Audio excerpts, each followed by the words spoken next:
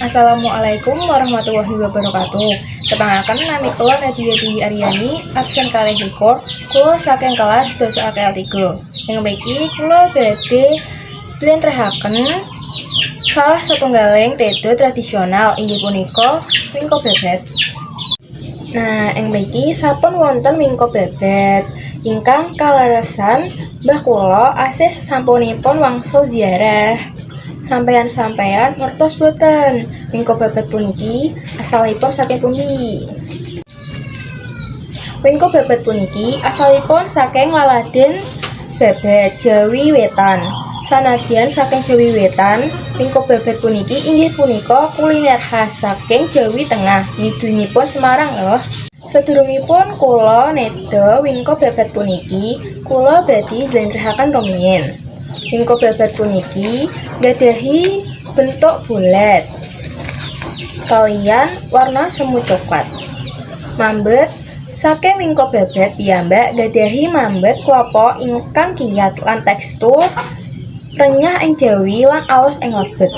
Ukuranipun boten patos ageng utawi alit. Kangge rupa saking wingko bebet niki kejawi bentuk bulat, wingko bebet ugi kadang-kadang dipun potong kotak lan dipun sajinaken kaliyan topping.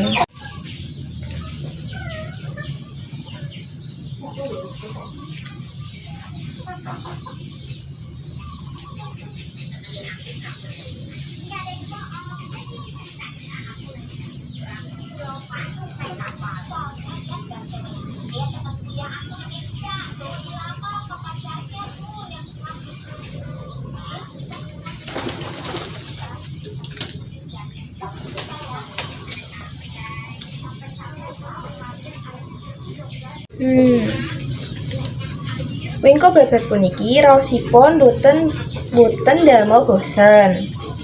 Perpaduan saking manis lan gurihipun damel nagih ngoten. Kajeng nedha saweg. Nah, sapunika kula badhe njlentrèhaken caranipun damel wingko bebet. Bahan-bahan saking wingko bebet inggih punika glepung kertas kotak, klapa parut, toya klapa, gendhis pasir, lan sarem. Caranipun damel wingko bebet inggih punika setunggal. Nyampuraken sedaya bahan dados setunggal. Lan diulanipun dumugi merata. Sasampunipun nyampur bahan dados kita saged mendhekaken adonan salami kirang langkung gangsal 12 menit. Ingkang kalih manasake cetakanipun. Lajeng kita saged nglebetaken adonanipun. Kita kedah ngentosi dumugi warni wingko bebetipun semu coklat. Lan kita saged kelikaken adonanipun. Ingkang sekawan, sasampunipun kaping kalih permukaanipun semu coklat, angkat lan sajiaken mumpung tesih anget. Cekap semanten ingkang kula njlentrèhake salah satunggaling tedo tradisional inggih punika wingko bebet. Matur nuwun sampun mirsani video puniki.